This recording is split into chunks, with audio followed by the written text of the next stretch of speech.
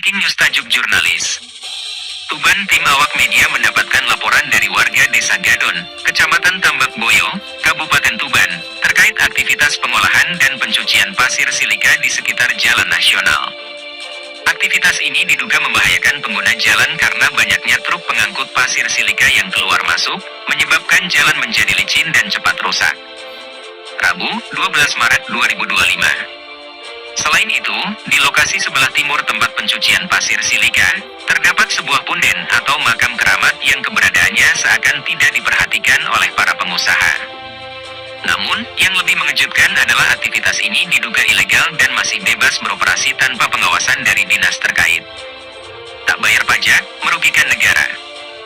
Dugaan ilegalitas ini diperkuat dengan tidak adanya setoran pajak pertambahan nilai, PPN, dari aktivitas tersebut ke negara.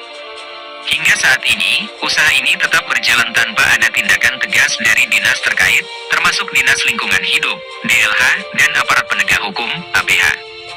Hal ini menimbulkan pertanyaan besar, ada apa dengan pengawasan pemerintah? Limbah hasil pencucian pasir silika juga menjadi perhatian serius. Limbah tersebut dibuang sembarangan ke pinggir laut dan tercecer di jalan, menambah risiko kecelakaan akibat jalan yang licin. Hal ini menunjukkan tidak adanya regulasi atau pengawasan ketat terhadap dampak lingkungan dari kegiatan tersebut. BBM subsidi disalahgunakan untuk operasional. Saat tim media mengonfirmasi ke salah satu karyawan tempat pencucian pasir silika milik seseorang berinisial N, mereka menemukan indikasi penyalahgunaan BBM bersubsidi. Pengiriman bahan bakar jenis biosolar menggunakan kendaraan roda 3, TOSA, diduga dilakukan untuk mendukung operasional alat berat di lokasi pengolahan. Seharusnya, bahan bakar untuk alat berat industri berasal dari BBM solar industri, bukan dari biosolar bersubsidi. Namun, modus yang digunakan adalah mengambil BBM subsidi dari SPBU dengan rekomendasi yang seharusnya diperuntukkan bagi nelayan. Praktik ini jelas menyalahi aturan dan dapat merugikan negara. Sumber pasir silika dari lokasi tambang tanpa izin? Ketika ditanya mengenai sumber pasir silika yang mereka olah, karyawan tersebut mengungkapkan bahwa bahan baku datang dari beberapa pihak, termasuk individu berinisial S, ASN, dan SSK, yang beroperasi di lokasi tambang Ngepon, Cokroati, Sembungin, dan Gunung Selandep. Berdasarkan aturan yang berlaku, setiap aktivitas pertambangan pasir silika harus memiliki izin resmi, seperti 1. Izin usaha pertambangan, IUP. 2. Izin usaha pertambangan khusus, IUPOPK. 3. Surat izin penambangan batuan, SIP. 4. Izin pengangkutan dan penjualan, IPP. 5. Izin usaha jasa pertambangan, IUJP. 6. Surat perjanjian kerjasama dengan pemegang IUP atau IUPK.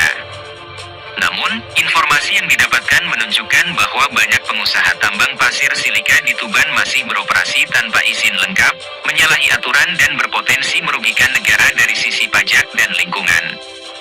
Mendesak tindakan tegas dari pemerintah.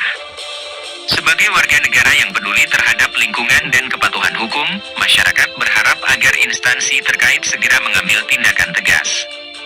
DLH dan APH harus menindaklanjuti aktivitas pencucian pasir silika ilegal ini, baik dari aspek perizinan maupun penggunaan BBM subsidi.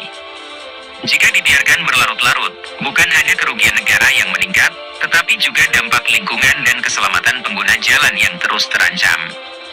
Oleh karena itu, diharapkan ada langkah konkret dari pihak berwenang untuk menyelesaikan permasalahan ini secara transparan dan akuntabel. Ikuti terus breaking news tajuk jurnalis, untuk mendapat berita-berita menarik lainnya. Penulis, tim investigasi.